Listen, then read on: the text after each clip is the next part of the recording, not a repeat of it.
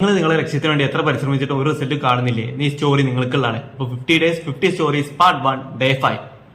ഒരു രാജാവ് തന്റെ തോട്ടക്കാരനെ വിളിച്ചിട്ട് കൊട്ടാരത്തിന്റെ മുന്നിൽ നിറയെ വൃക്ഷങ്ങൾ നടാൻ പറയാണ്.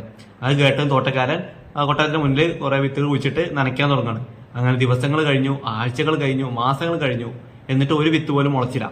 അങ്ങനെ രാജാവും കാത്തിരുന്നു. അങ്ങനെ ഒരു വർഷം കഴിഞ്ഞിട്ടും ഒരു വിത്ത് പോലും മുളച്ചില്ല. രാജാവ് ദേഷ്യം വന്നിട്ട് തോട്ടക്കാരനെ നല്ല ശിക്ഷിച്ചു. അത് പോരായിട്ട് ഭടന്മാരൊക്കെ തോട്ടക്കാരനെ നോക്കി കളിയാക്കാൻ തുടങ്ങി.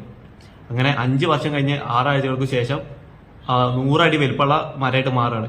അപ്പൊ രാജാവ് അതിശയപ്പെട്ടിട്ട് തോട്ടക്കാരനോട് ചോദിച്ചു, ഈ 5 വർഷമായിട്ട് വളരാത്ത മരം എങ്ങനെയാണ് ഈ 6 ആഴ്ച കൊണ്ട് വളർത്തുന്നത്? അപ്പൊ തോട്ടക്കാരൻ പറഞ്ഞു, ഈ 5 വർഷവും ഇത് മുളയാണ്. അപ്പൊ അത് 5 വർഷമായിട്ട് മണ്ണിന്റെ അടിയിൽ അതിന്റെ വേര് ബലപ്പെടുത്തിയത്. അങ്ങനെ 6 ആഴ്ച കഴിഞ്ഞപ്പോൾ അത് 100 അടിയോളം വളർന്നു പറയാണ്. ഇതുപോലെ തന്നെയാണ് നമ്മുടെ ജീവിതത്തിൽ നമ്മളെ ലക്ഷ്യത്തിന്റെ കാര്യം.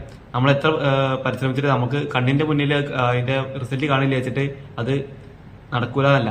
അപ്പൊ അത് വിചാരിച്ച് നമ്മൾ ഒരിക്കലും പിൻവാങ്ങരുത്.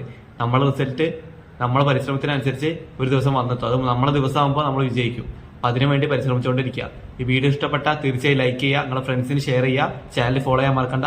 താങ്ക്